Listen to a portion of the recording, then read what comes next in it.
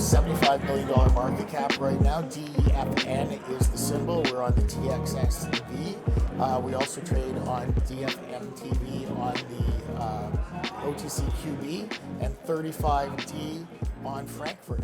Hi there, Jim Paterson from Discover Group. We're here with Craig Taylor from Defense Metals. He's the CEO and a director of the company, and Craig was just a speaker at a critical metals event that we had at this wonderful hotel, a panelist. So we grabbed him and hoped he could give us a download on how defense fits into the global critical metals push that's occurring right now. So just maybe talk about how your company fits in there, and then we can talk about supply and demand.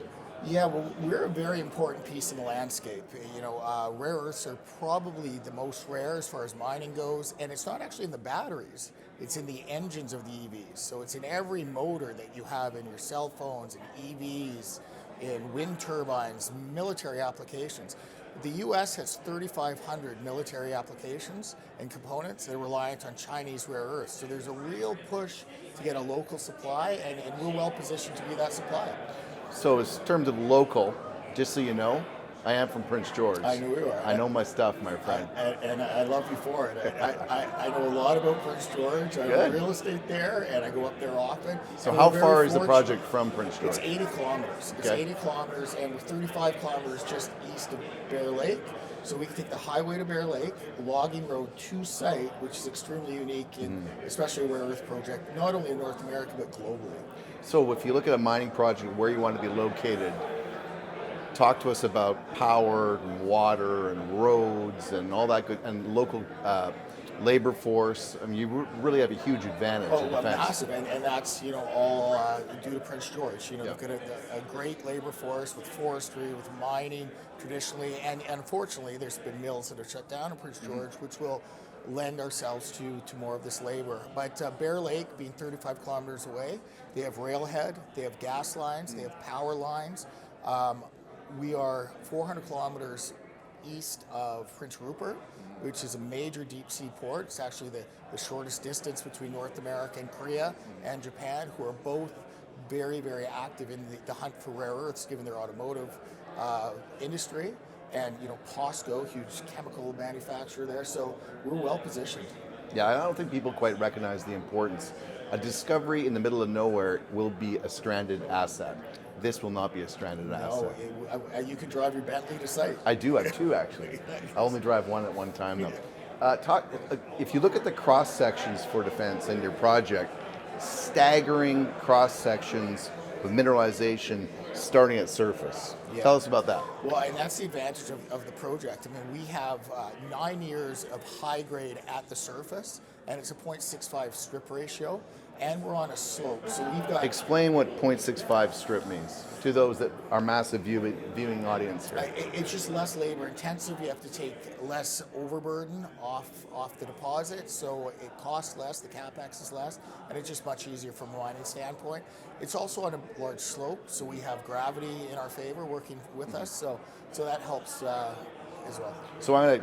So if you have a one-to-one strip, that means that when you start mining, you have to mine waste rock equivalent to the amount that you will mine.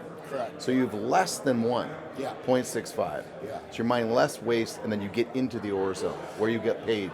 Yeah, and again, you know, that's fantastic. You don't see that often. Very rare. And it's very rare. And so, you know, not only do we have Prince George in our favor, but Mother Nature's been very nice to us as well with the mineralogy, because we have a huge extraction rate from that high grade at the surface, which we proven in our pilot plant.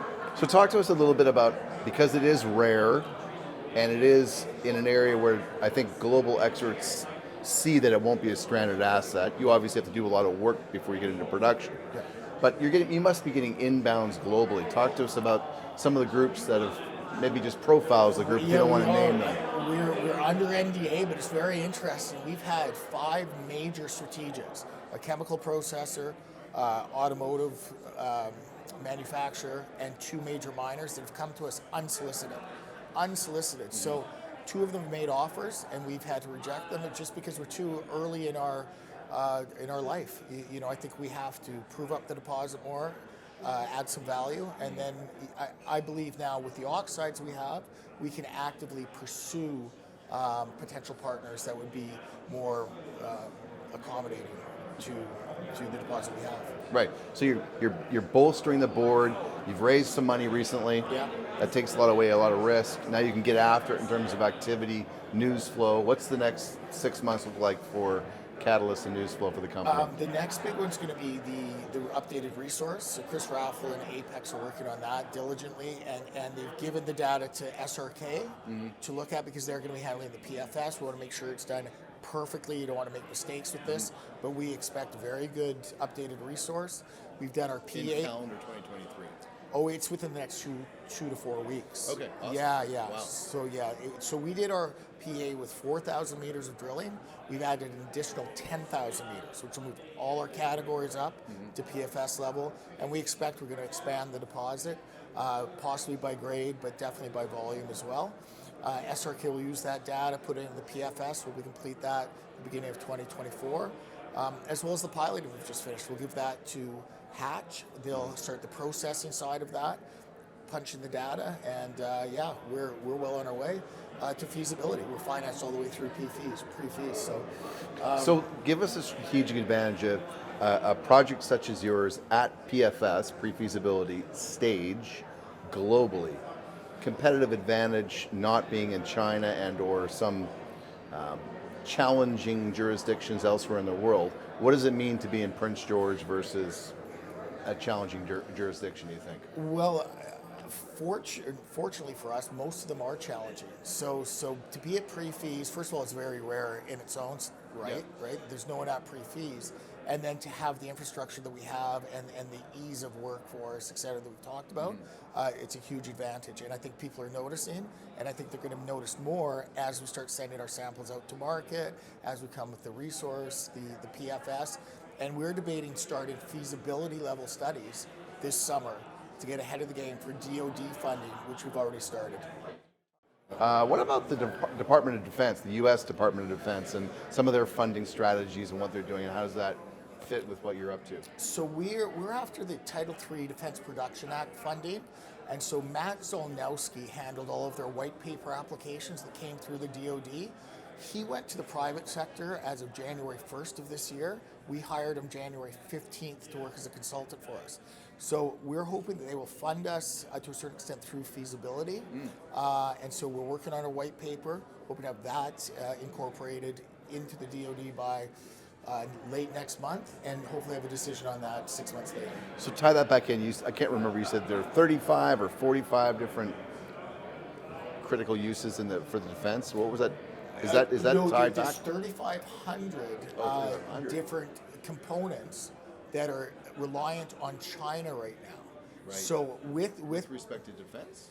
No, with respect to rare earth elements. I see. Okay.